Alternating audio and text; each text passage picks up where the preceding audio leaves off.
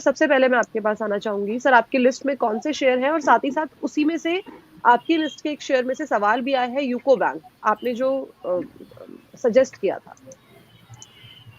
तो देखिए, मैं पीएसयू बैंकिंग के ऊपर मैं कई बार बोल चुका हूँ और काफ़ी समय से बोल रहा हूँ, पिछले साल भर से मेरी ये स्टोरी है कि मेरे को पीएसयू बैंक, चाहे वो बैंकिंग हो या पीएससी सेक्टर गवर्नमेंट का, मुझे वहाँ पर बहुत वैल्यू दिख रहा है और उसका एक बहुत फंडामेंटल रीज़न है कि मुझे लगता है कि अगर 2047 के अंदर इंडिया को डेवलप्ड कंट्री की तरफ उभर कर आना है या वहाँ का रास्ता तय करना है, तो वो हुँ। उस रास्ते के लिए, या जब हम 4.5% के फिस्कल डेफिसिट की बात कर रहे हैं और उसके बाद में हम नेक्स्ट बजट से उसको भी रिड्यूस करके नीचे की तरफ जाएंगे, तो उसमें सबसे बड़ा जो टूल गवर्नमेंट के पास में अवेलेबल होगा वो होगा डिसइन्वेस्टमेंट का। डिसइन्वेस्टमेंट एक डार्क फोर्स आ सकता है आने वाले 5 साल के अंदर, और ये कवायद मुझे लगती है गवर्नमेंट की तरफ से कि सारे पीएसयू बैंकिंग के शेयर्स की वैल्यू मार्केट वैल्यू के साथ में लिंक हो और वहां पर उस चीज के अंदर आपको थ्रस्ट जरूर देखने को मिलेगा।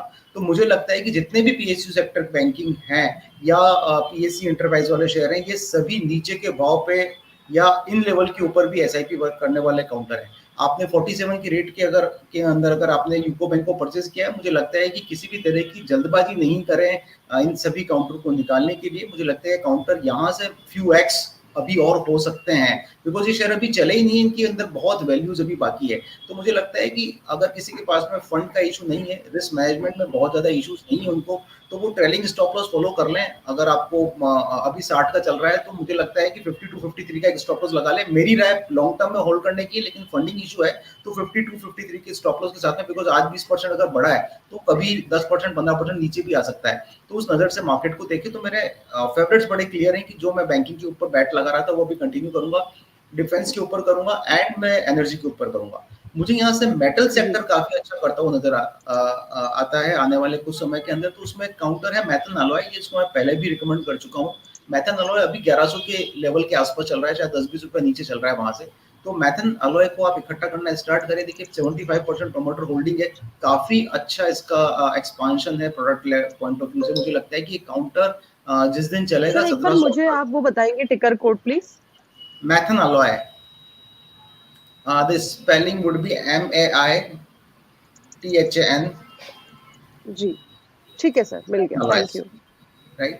अभी रफली 1088 के लेवल के आसपास चल रहा है। मुझे लगता है कि ये काउंटर अपने आप को धीरे धीरे रेडी कर रहा है ऊपर की तरफ जाने के लिए। रफली 25-26% के आसपास का इसका रिटर्न ऑन कैपिटल एम्प्लॉयड है, 20% का रिटर्न ऑन इक्विटी है, डेट फ्री कंपनी है और 3 साल का सेल्स ग्रोथ देखोगे तो आपको 15-16% के आसपास का सेल्स ग्रोथ है।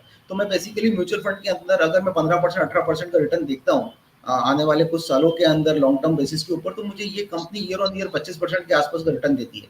10 रुपए की फेस वैल्यू का शेयर, डिविडेंड पेइंग कंपनी। मुझे लगता है कंपनी 1700 से 1800 की फेयर वैल्यू के आसपास आने वाले कुछ समय में 6 से 8 महीने साल भर के अंदर ये काउंटर वहां तक जा सकता है। इस काउंटर को अभी क्योंकि लोअर वैल्यूएशन के ऊपर है, आप इस काउंटर के ऊपर अपनी नजर बना के रख सकते हैं, अपने सेबी रजिस्टर्ड इन्वेस्टमेंट एडवाइजर के साथ में डिस्कस करके अपना इन्वेस्टमेंट वहां पे प्लान कर सकते हैं। अदरवाइज जहां तक बैंकिंग की बात है, यूको बैंक की बात है, प्लीज कंटिन्यू टू होल्ड। ये मेरा पर्सनल सजेशन है। जी, ठीक है। तो यूको बैंक के ऊपर सर ने जानकारी दे दी है और सर ने 47 के लेवल्स पे उसे सजेस्ट किया था और साथ ही साथ मेथन एलॉय एक नई रिकमेंडेशन सर की तरफ से आ गई है। सर, ये 2 ही है, राइट? हाँ, बिकॉज मुझे थोड़ा सा मार्केट का स्ट्रक्चर थोड़ा सा वीक लग रहा है। आप देखिए, हम जब बात कर रहे थे तो हम 21,928 के ऊपर ट्रेड कर रहे थे।